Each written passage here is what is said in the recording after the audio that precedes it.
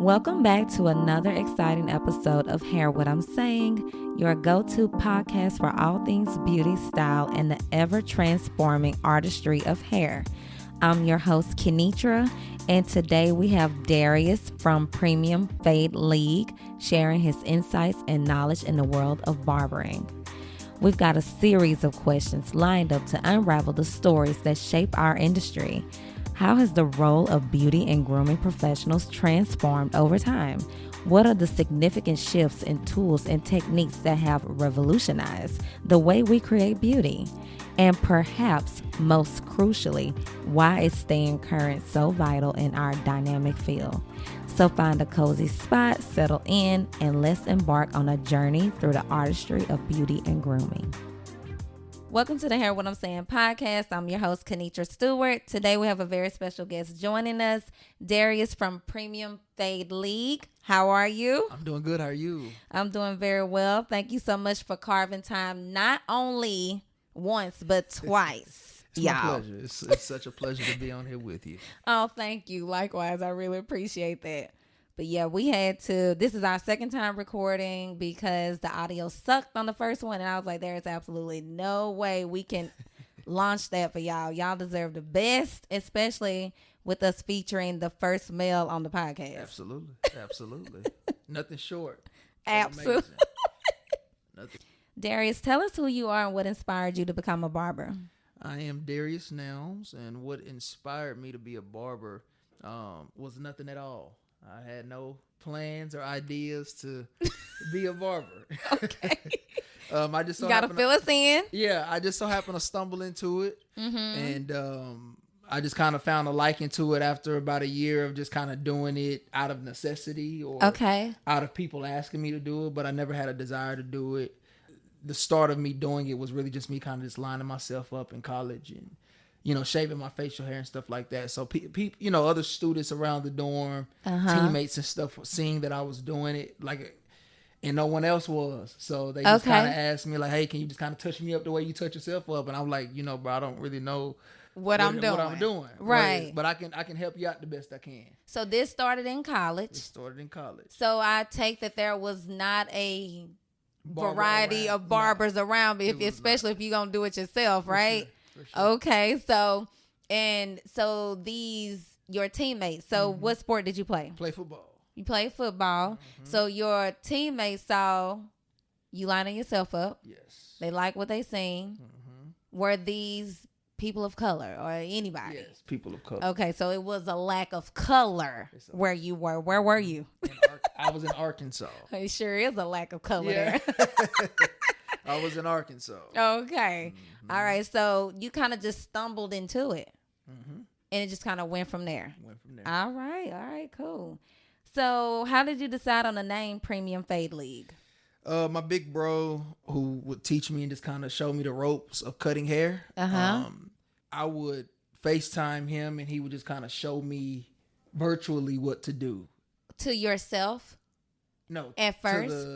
Or to the teammates? To the teammates. Okay. So initially you were just going with what you thought was right. Pretty much. And then when people start inquiring, it's like, okay, I better get a little serious. Right. Okay. All right, cool. And it wasn't even like too serious, but it was just like, you know, you just want to do your best with whatever you do. Right. And so I would FaceTime him and I, you know, while I'm cutting their hair and I'd be like, bro, like, how I get this line out? Right.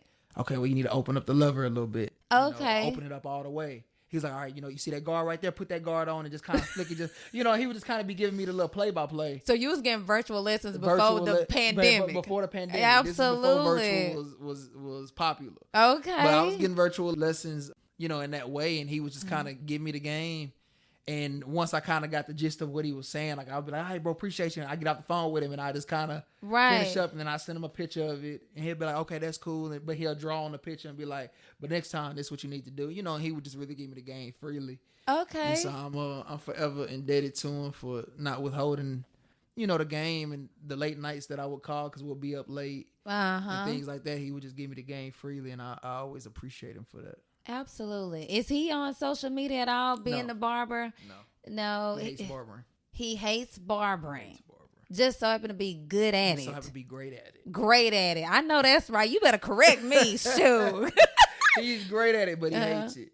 But he hates it. Do you know why? He's a jack of all trades. Do you think it's just difficult for him to hone in one thing? You know, that can be frustrating when you're good at a lot of things and then you just can't pick that one. He just hates it, man. I just feel like it's one of those things, like, you would have to know him to understand why he hates it. Like, okay. Because he's not bad at anything. He's great at everything that he does. Okay. He just never, like, commits to one thing. Like, it's kind of hard to explain, but just it's not. But no, it's not. No, it is not. But just knowing him, it's just like, he's great at it, and he doesn't look at it further than that. Like, and he don't even think that he's great at it. It's like other people that tell him he's great at it. But wow. Yeah, he's something else. Dang, I wish you could shout him out on IG so we could be following up to see who this great individual is. You'll never see him post a haircut picture. Gotcha. You'll never see him post a haircut picture. I have haircut pictures because he'll send them to me. Okay. But he'll never post them. And he'll tell me not to show anybody. Really? So, great. My goodness. That's interesting. But I do understand, though. I can understand how somebody can be great at something but also not enjoy it. Yeah, absolutely. And I'm sure you are great at some things and you just like, absolutely. Now I don't want to have anything to do with that, right? Yeah. That's just like hiring other barbers. I've done it before and I won't do it again. Yeah. Do you feel like you grew the love for barbering though eventually? Or you just was so great at it that you didn't mind monetizing and, you know. You talking about him or me? You. I mean, it was just to the point where I kind of grew that love. Yes. You know, and because I grew that love, it was like, let me monetize on it now. Absolutely. You know, but of course that came after a period of time. Like, absolutely. It wasn't immediate. It wasn't in the first year. You know, this is probably two and a half years after I kind of started catching my groove. Yeah. And so, you know, it's always just the law of economics of supply and demand. So, I mean, if people coming to you and you got more people coming to you, that mean you're probably doing something right. So absolutely. Go ahead and do it. Especially if it's working effortlessly. There's no... You know, you don't have to go out there and build clientele. The clientele just came to you. I mean, I built my clientele off printing black and white flyers and posting them in the laundry room in college. Like, it wasn't no social media. Absolutely. You did it the hard way. The hard way. Yeah. So, you know, I took the stairs for sure. Uh-huh. But I know, right? Because, listen, today it's the Jetsons. They ain't taking... At all. Taking those stairs. Taking those stairs. But I took the stairs, and I'm appreciative because, you know, it's almost just like being in that era of, like, there's a generation now that doesn't know life without a cell phone. That's right. And so I came in the era. You, of course, were in the era where you can live life without a cell phone. Yeah. And you know how to still live. Function. This new generation, they don't know how to do that. Yeah. And it's the same way with barbering. That it's a generation that they don't know how to cut without enhancements. Like, they learn how to use enhancements they first week in barber school. You know, that's terrible. And so now they can't. You feel like that's ethical? It's ethical. It is. It's not unethical, but you know, you gotta understand. Like, when I started cutting, you know, it goes back to the example that I use about a generation knowing how to live life without cellular devices or without social media or all the outlets that we have today. Like, when I learned how to start cutting, it was just raw talent. Like, it was like you just had to be good at cutting. Right. No matter who sat in your chair, no matter the texture of the hair, no matter the grade of the hair, like, none of that matters. You just have to be good at cutting hair. That's true. You got to know how to give a sharp line with no additives. Right. Like, you got to know how to do those things. And so now in barber school and barbers that's learning how to cut, like, they got spray enhancement guns the first week they get their barber kit, and that's just crazy to me because it's like you hadn't even gotten the fundamentals down, right? You know, before you start using enhancements, and so now you use enhancements to cover up what you are not efficient and proficient at. That's right. And so, you know, these clients go home, and you know, they go wash their hair, shampoo their hair, and then they get out the shower and they look like they ain't even have a haircut. That's right. Or like they cut their hair themselves. And it's not like they can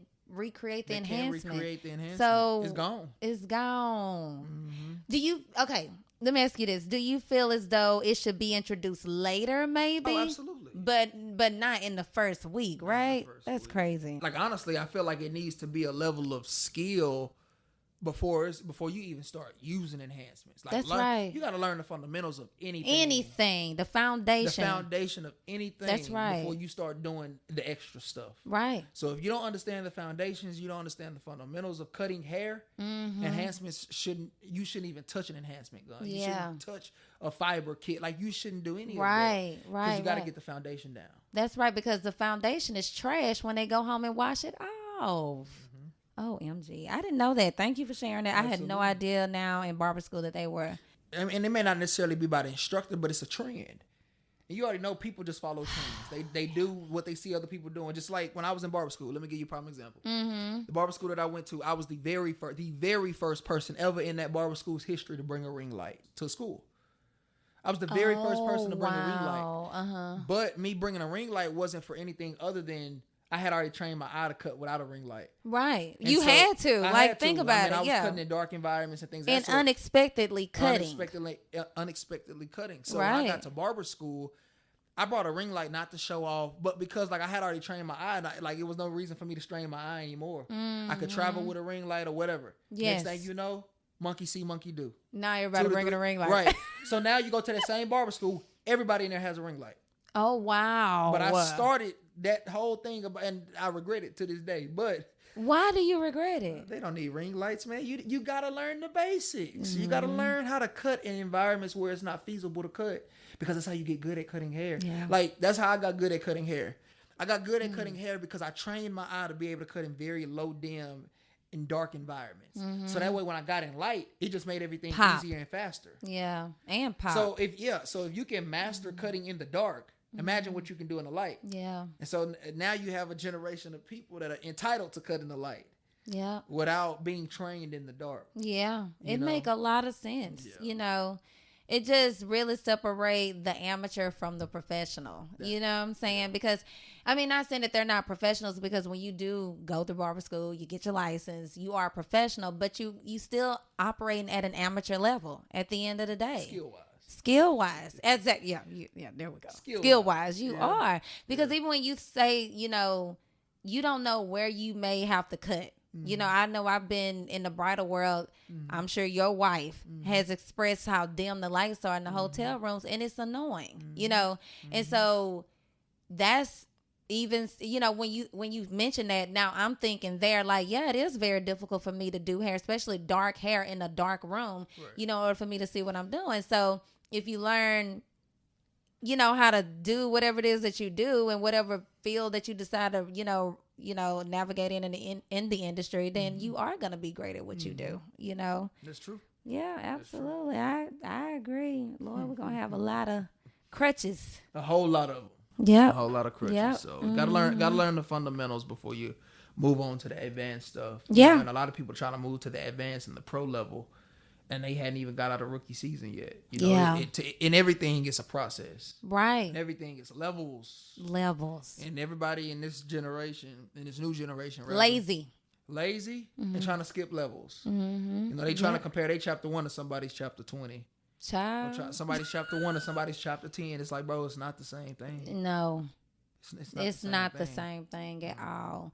We actually, for my son, we opt out for enhancements. We don't want it. Yeah. No, we don't want it. It's not necessary. Kids don't ask for that. No. And most adults don't ask for it, but kids definitely don't ask for it. Yeah, no. Yeah, for sure. All righty. How has the role of a barber evolved over the years? It has evolved over the years in terms of it being an industry of higher pricing.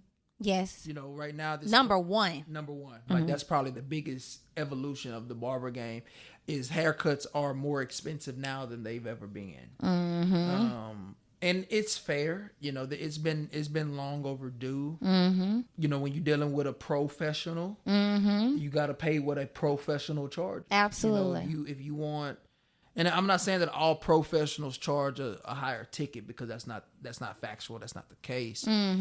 However, if you have a man who's in demand, yes, then you're going to have to pay that ticket. Absolutely. If that's what they charge. Absolutely. And if they don't charge that, then lucky you. Yeah. Take advantage of it while you can. Yeah, while they don't know yet. While they don't know, while they may be ignorant in their own doing. That's true. But that's the biggest evolution is the pricing of the barbering industry. You see a lot more barbers charging more, and I think it's fair and it's just and it's right. It is extremely fair, and and it's long overdue because I believe in the 60s they were charging with like $3. It's 2024. Yeah. And people still want to charge $25 for a cut. That makes no sense even when you think about the decades, in between time.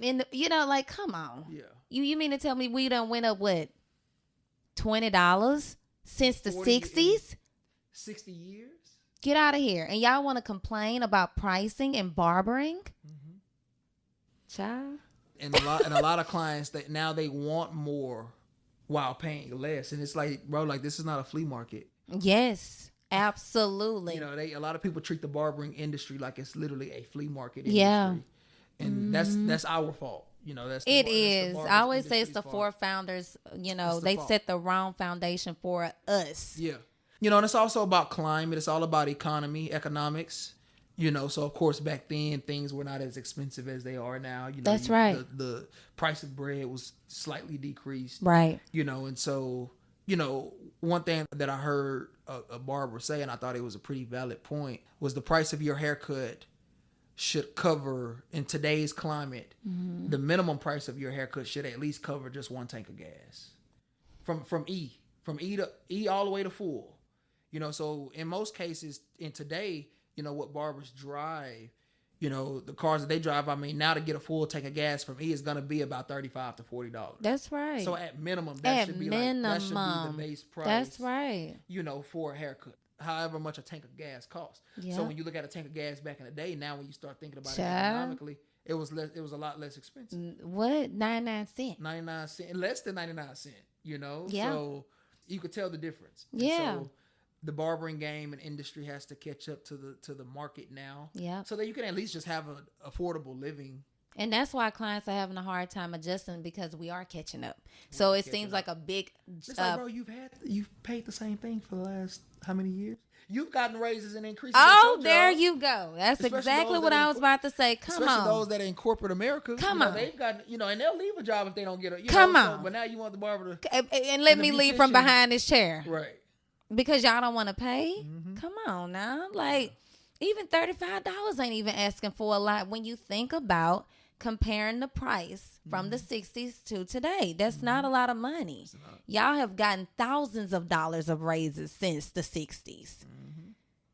So it's just a big hit to me for clients, because it's like all of a sudden, because we're playing catch up. We're playing catch up. You know what I'm saying? So like you said, it was just from the jump, it was not, the price and structure was not right from the jump, because at the end of the day, this is a luxury service. It's very much so a luxury service. It's just like, if you are ordering Uber Eats or DoorDash. Oh, okay. You need to tip big. Yeah. Yeah. Don't be ordering that stuff if you can't afford to tip big. That's right. That's a luxury, Yeah, it's a convenient service for you to get, especially maybe for those that don't have vehicles or cars or whatever like that. Right. But if that's the case, you need to eat at home. Or go get it yourself. Or go get it yourself. But if you are having people go pick up your food, although I don't use these services myself, but I just see other people using them. And people are bringing you your food conveniently. You ain't even got to get up from your desk or, really get up from your couch other than to answer the door. Other than that, you need to tip big. I'm not talking about a measly 10%, 15%. Yeah. You need to tip big. Yeah. Seriously. Because that's a luxury service. That's what the rich do. They have stuff brought to them. They don't go out to the store and get them. So if you go act rich, then you need to spend rich. So, that's just the aspect of convenience and, like you said, a luxury service. Right. Like I see people all the time, in different groups, like they'll be like, I need a mobile barber. Okay, well, you got to pay mobile barber prices. You sure do. You can't expect to pay shop prices at your house. Like, I'm bringing the shop to you. Mm-hmm. And so that's going to come at a premium. Absolutely. Literally. That's going to come at a premium for time, for gas, for travel, wear and tear.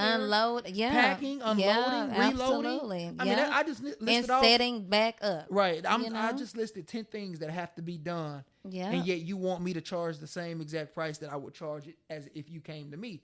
Yeah. You're skimping.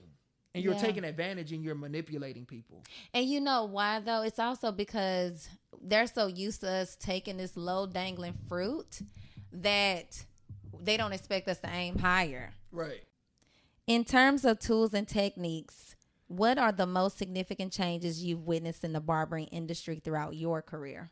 Emphasizing the tool aspect, it's now the increase of like clipper manufacturers. And the amount of clippers that are actually being manufactured. Oh, elaborate. Meaning that like it's just like an influx of clippers that are just being made, like of different brands. Different brands are coming out. Do you feel like it's a necessity? Not necessarily. It's just a luxury. You know, it's just kind of all competition. I mean, you even see like some of the big companies like acquiring some of the smaller ones. Okay. So like for instance, like Conair, which many people know, like you can get their blow dryer in HEB or Walmart or whatever Target. For $20. Yeah, you know, on the cheapest level. But Conair bought the clipper company Babyliss. So did they? They did. I did not know that. Yeah. So anytime you buy a Babyliss clipper, you're actually just buying a Conair clipper. They just have it, and it's no different than in the car industry. How Ford is over Lincoln, right?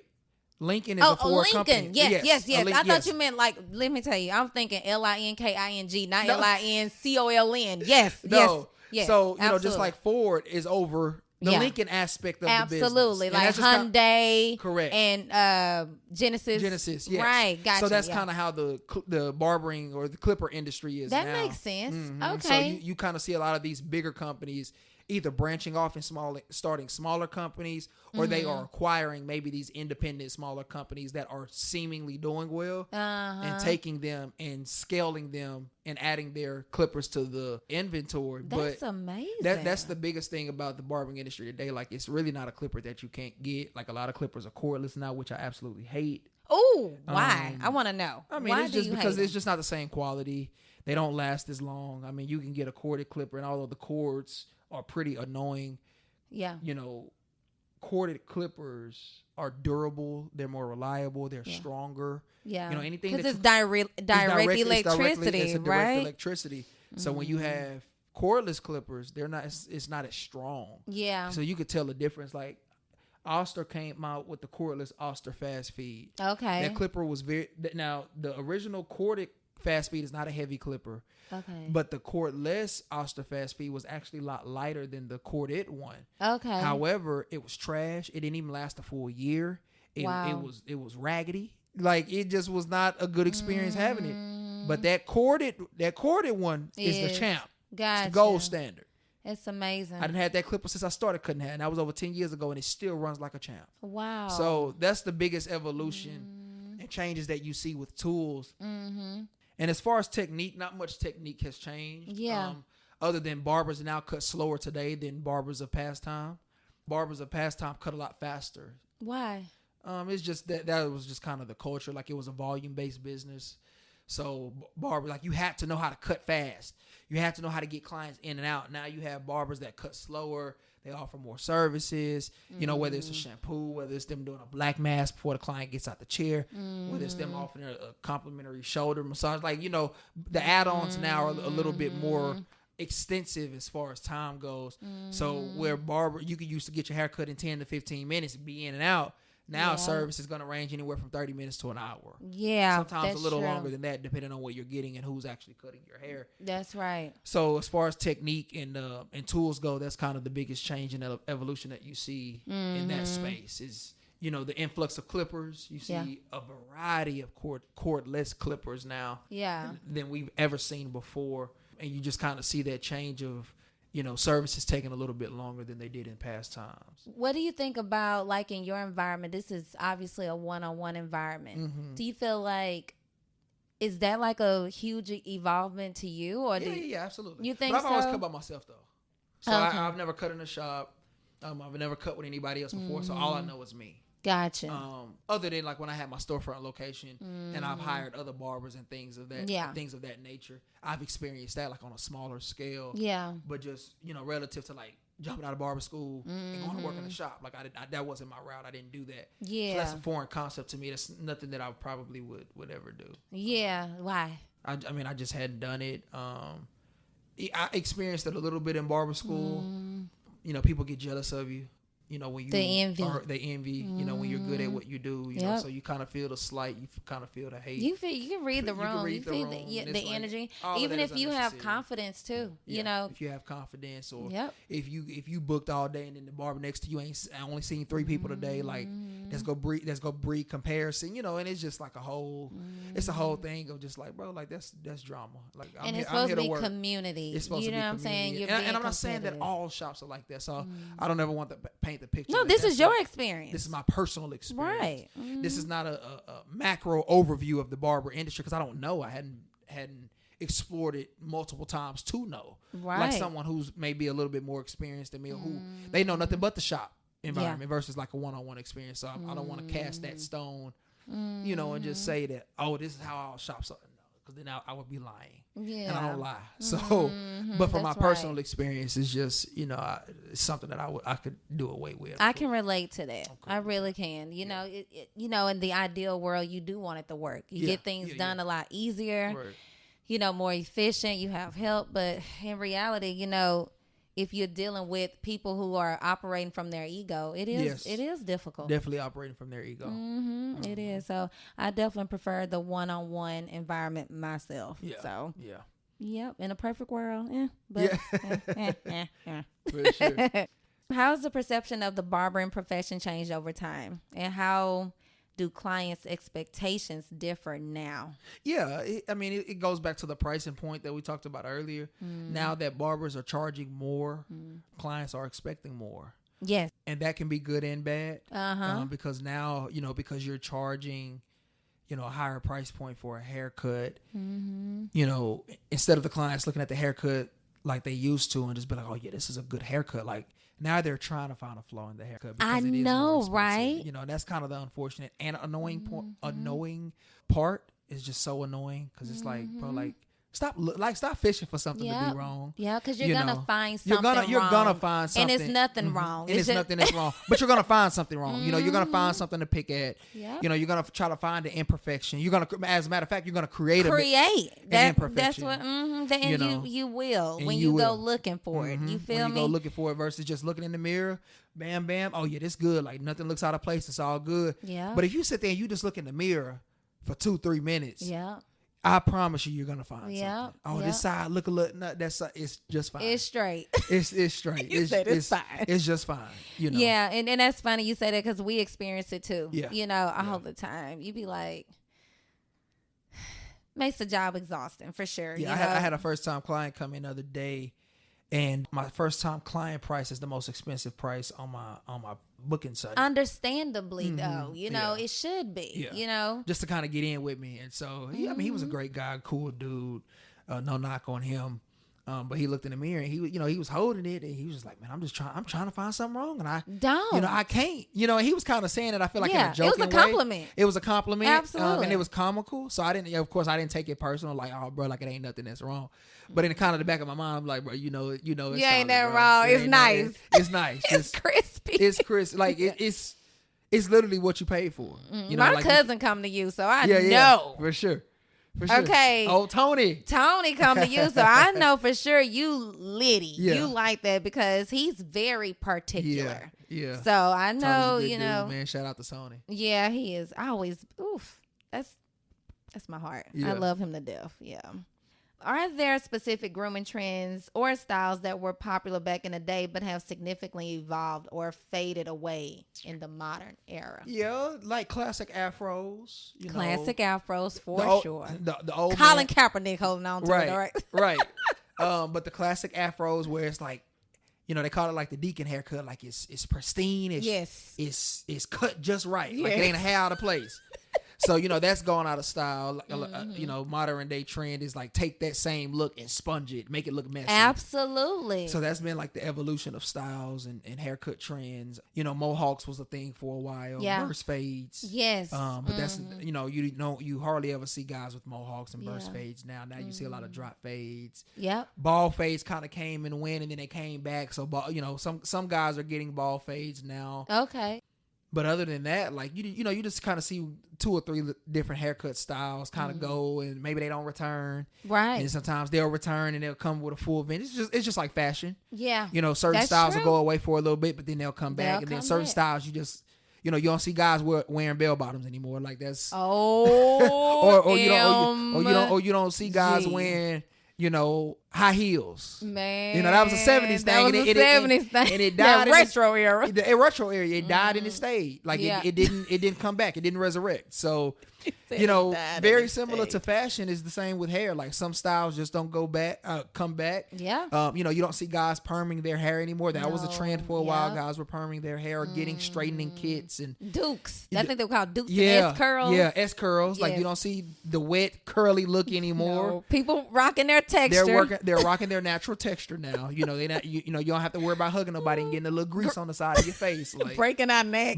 Yeah. So that style stayed. It never resurrected, and it won't come back. Yes. So again, just like fashion, hair is the same exact way. Some styles will come back, and others will stay in the gray where they need to remain. What haircut do you perform the most? You feel the fade. It's not the Kelsey fade, by the way. That's the newest terminology and trend, and I want to rest assured that Travis Kelsey is not the first man to rock the fade. Oh, so that's a thing where they are making it his thing. Yeah, they just did it this Super Bowl week, right at the start of Black History Month. Because he's like the only. He's like, I'm not gonna say he's the only, but to them, he's the only like white guy with that type of fade. Absolutely not. And he didn't start that. Not at all. And it sucks because he has a white barber as well. And it's nothing against people of other persuasions, but I'm just saying, they're trying to create a trend out of something that black men have been rocking for a long time. What is this about him and just Taylor? They just want that's just like that, right? And it's just like that's just like if you had a white guy that was rocking braids. Like he didn't start that. No, different from Kim Kardashian. It's like always borrowing from the culture and making it theirs. And it's no shade. It's just the facts. Right. And it's just giving credit where credit is due. Yeah. Like Kelsey did not I did not know that they were They just started last week during the interviews. I can't remember the exact line of questioning, so you have to look that up for your own reference. But it definitely was what they were trying to insinuate is, Kelsey, like, that haircut of yours, like, and it's like, nothing. It's nothing spectacular at all. Kelsey got a fade, what's the bro. Big fuzz? Yeah, because it's on a white man, maybe. That's why. Because it's like a they don't wear haircuts like that. No, so that's a trend for them. That's a trend for them. But we've been the trendsetters for years. And still are. Let's just be honest. Lord have mercy. It's no shade. It's just the truth. I mean, it's nothing for nobody to get their feelings involved. It's just facts. Don't care about don't feelings. Don't even turn this podcast off. Keep listening. Don't get offended.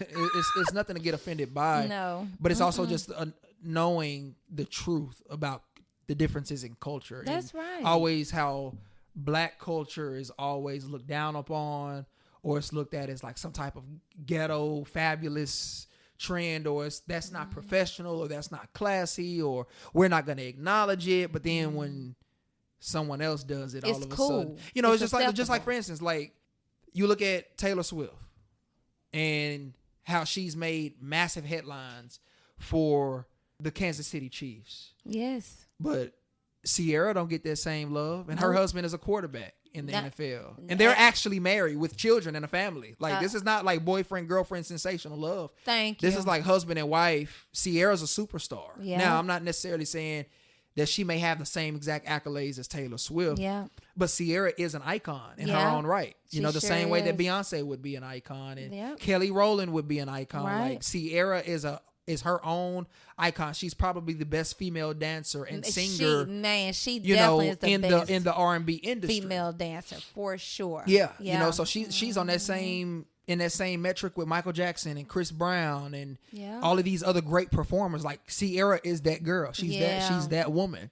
But she don't get any type of love, any type of anything. Like I said, her husband is the quarterback. Now, you know, but again, that's the difference. Yeah. You know, you can have a Taylor Swift that can just kind of out of nowhere, you know, come to an NFL game and now it's this stardom, you know, but Beyonce, who is the most nominated, if I recall correctly, the most Grammy nominated, but no album of the year. No album of the year. I mean, you have to notice the difference, you know, sure so, do. You know, people can't say they don't see color. If they say that they're lying, you have to be able to see it to know that that every other culture takes from black culture. Absolutely. Whether it's hairstyle, whether it's music, whether it's dancing trends, whether it's fashion. Yep. You know, that's just what it is. Yep. And, you know, being black and proud, you know, you're proud to say that. Yeah. But at the same time, you deal with the plight of that as well to know that we won't ever get the accolades. No. But Jay-Z gave Sagittarius energy all day long. I said, he got up there and told y'all nothing but the truth. Yeah. But I mean, you needed to hear it, you know, and also understand no one is ignorant to it. Right. Because you may be thinking like, oh, we'll give her a couple of Grammys and no album of the year and she'll be fine. But it's like, oh no, we see. We notice and we see it. Yeah. Yeah. So it's the same thing with hair. You know, Kelsey did not invent the fade. The fade's been circulating and going around the black community for as far back as we can remember. And it's. I did not. I'm glad you told me that. I did not know that. I'm gonna definitely look that up. Yeah. So exhausting. You know, it's super exhausting. You know, we go through great lengths to do what we do, how we do it, and only for, even with TikTok, you know, we'll create any type of, you know, I can't even think right now, but content. Right. Create some content. It does well. White people, and I'm not being, you know, defensive at all, but white people will take it, and for some reason their numbers jump higher when we were the originators. I remember I seen this girl, she used to be a dancer for a college, and she created her own little dance to that song. Oh crap, I can't think of it. But anyways, it went stupid. I know exactly which video you're talking about. Okay, it went stupid viral. Yeah. And next thing you know, she had like 6-figure views. Like, I think it was like 160,000 views, I believe. Or it was likes, whatever. It was one of the two. But a white girl took that same concept, same content, same video, winning the millions. And I'm like, are y'all intentionally pushing white content creators, you know, content out, you know, and not black people? I know one girl was saying like she's going on strike because she's sick of it.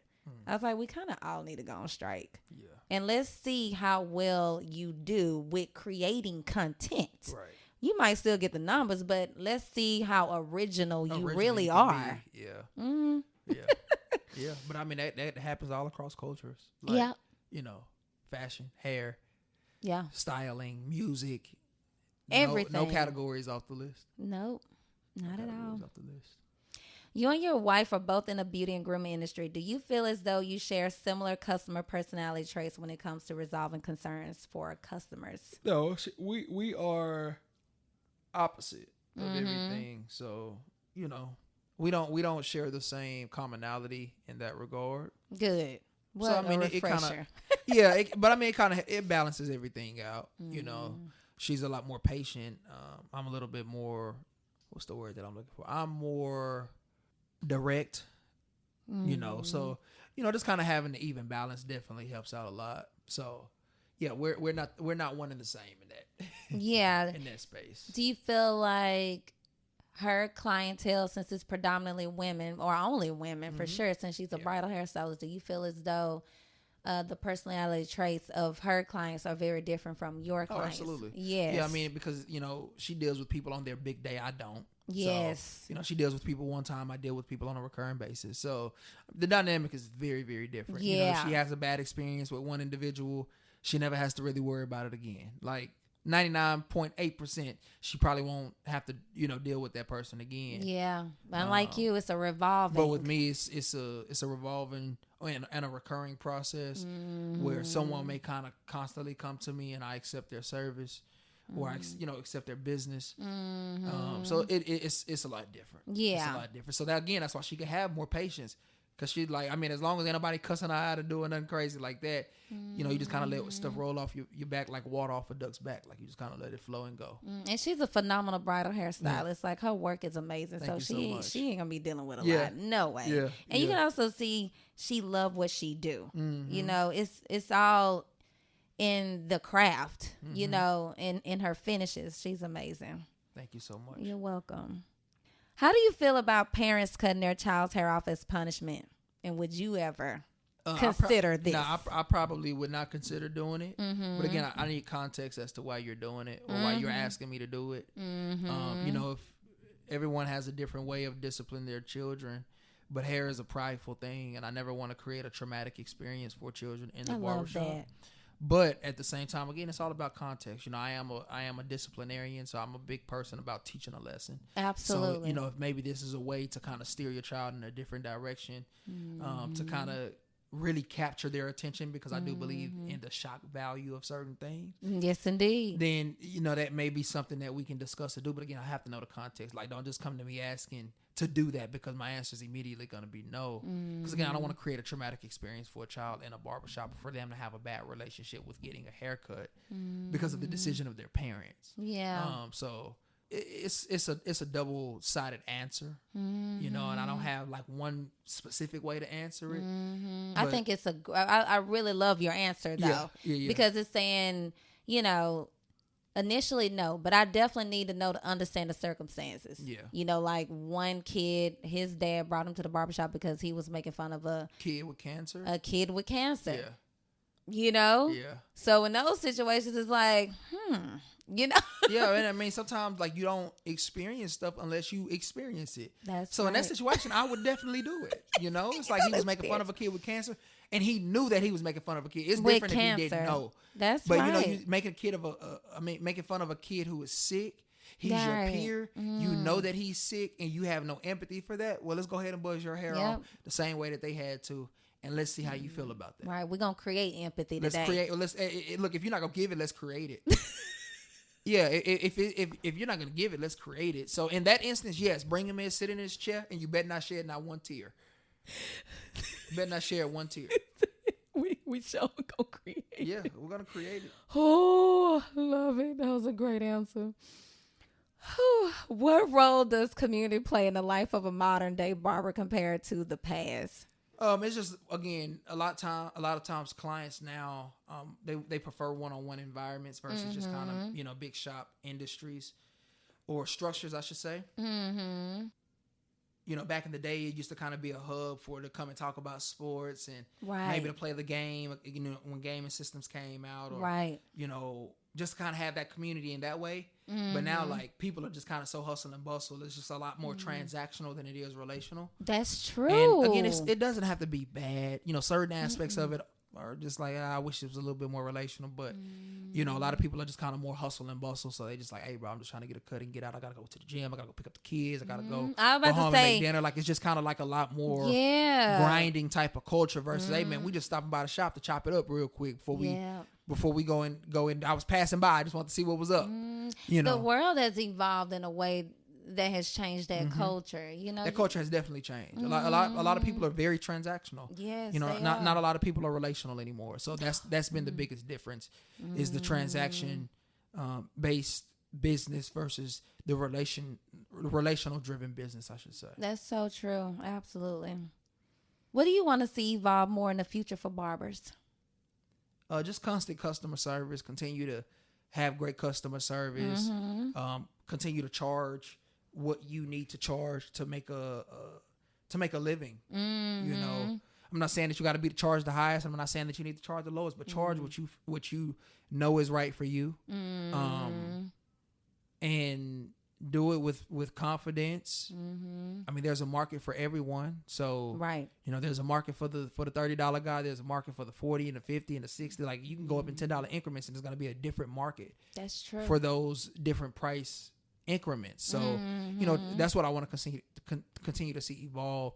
It's just like if the pandemic didn't teach us anything else, it taught us that barbers are essential, because barbers were sought after the pandemic. Man, influx. And during the pandemic, entitled clients realized that they can't do this by themselves. Yeah. Clients that thought that, I can cut my own hair, this is easy to do. They realized during the pandemic they really can't not do that. It's a skill craft. It's a skill, it's a craft, it's an art, and it's a certain way that you like it, and you can't do it the way that you like it. So, it creates a demand.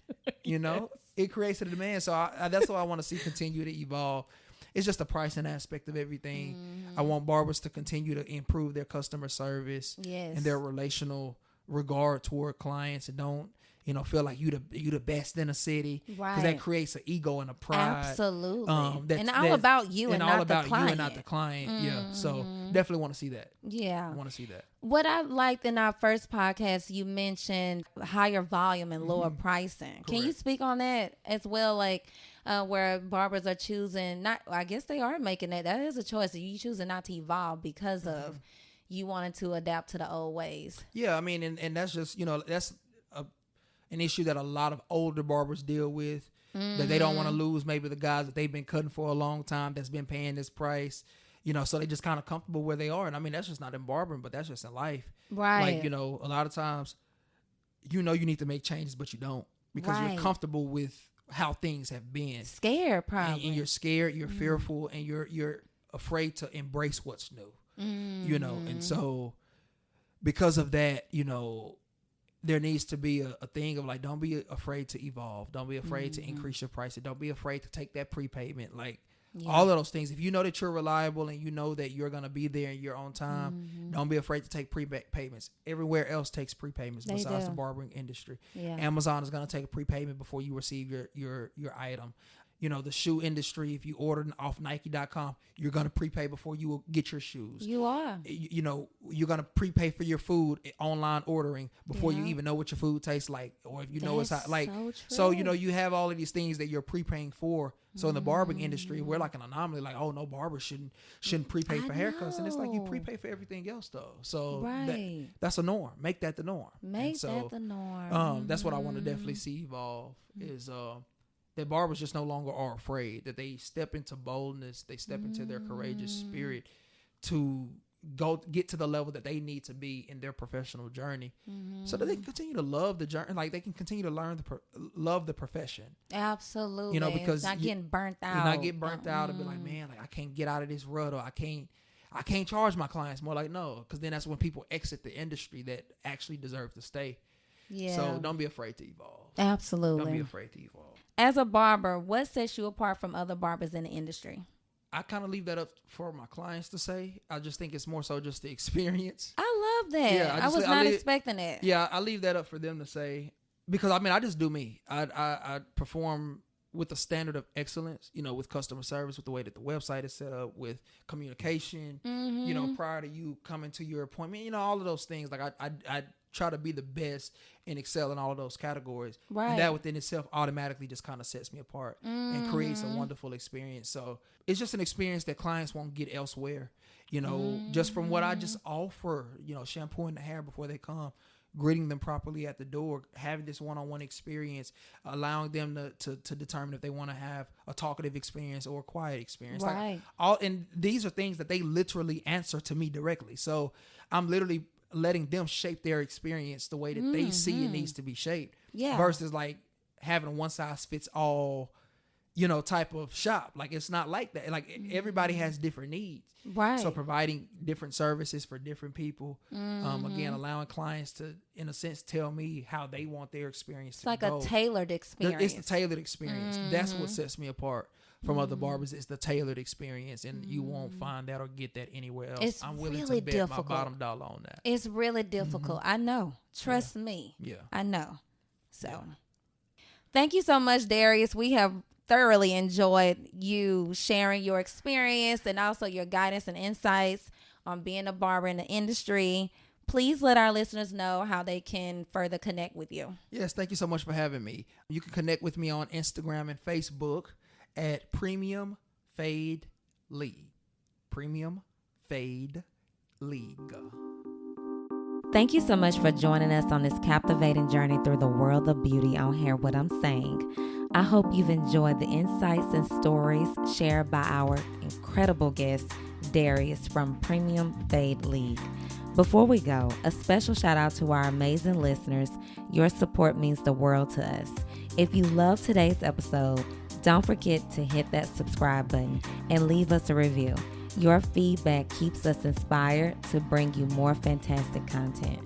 Stay connected with us on social media at _Hear What I'm Saying _, where we'll be sharing behind the scene moments, sneak peeks, and updates on upcoming episodes.